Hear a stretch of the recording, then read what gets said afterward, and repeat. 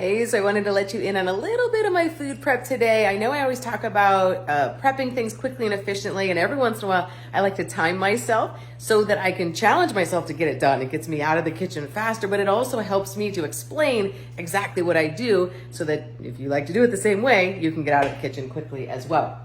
So I started my timer today, and I went ahead and I started with preheating the oven, actually. So I turned the oven on. When it was ready, I popped in my Japanese sweet potatoes. So those will cook for a good long time. I went ahead and I made some Christin's Power Breakfast, and that's my spinach and chickpeas and pineapple and cinnamon. I made some banana bread overnight oats. These will go in the fridge, be ready for the morning. This I will eat for breakfast or lunch or whatever I feel like it. I might even start with tonight. So turning the oven on, getting those two things made. The oven was ready, so I got the potatoes in. All of that took exactly 15 minutes. Okay, so I've got breakfast for the next several days at least. And then the Japanese sweet potatoes will, of course, cook for a while, but they're at least started in 15 minutes. Not too bad, right? So then I went ahead and I boiled water, and I've got some baby potatoes in there. Not sure yet what I'm going to do with those. I might mash them.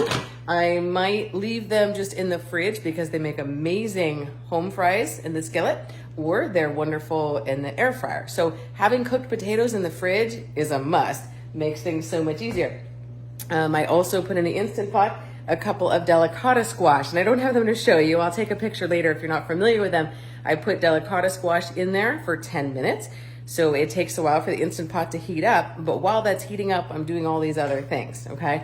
That's cooking now. They'll be done in a little bit, and I've got a little bit of a break. By the way, anytime I have a break, you won't need to be recording videos of what you're doing, but anytime I have a break, I'm washing dishes, I'm putting ingredients away. So if you look around, it's not spick and span, but the kitchen's not a total disaster. I mean, there's only, some things in the sink because I've been kind of working at it as I go.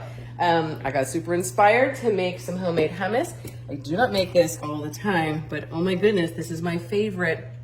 That is Pizza Hummus.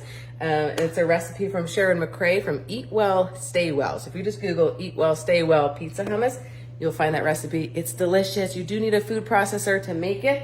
You can use fresh beans or you can use canned beans, whatever floats your boat will work just fine. So all of those things that I just described, cooked potatoes in the oven, cooked potatoes on the stove, power breakfast, oatmeal, homemade hummus, and delicata squash. All of that, the work of it was done in 40 minutes.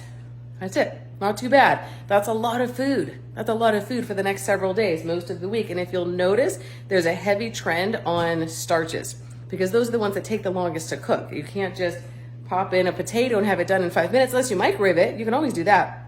I like to do it. I do that too sometimes, but I like to have it done in mass so that it's in the fridge. I don't have to think about making the decision to microwave a potato because they're all done at once and they're sitting in the fridge ready and waiting for me to do something with them for leftovers. So that's how I like to get food prep done.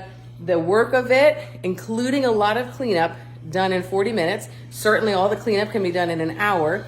I've got timers set for these potatoes. The delicata squash are about to go off in a little bit. And so I'll go in and out of the kitchen while these things are in progress.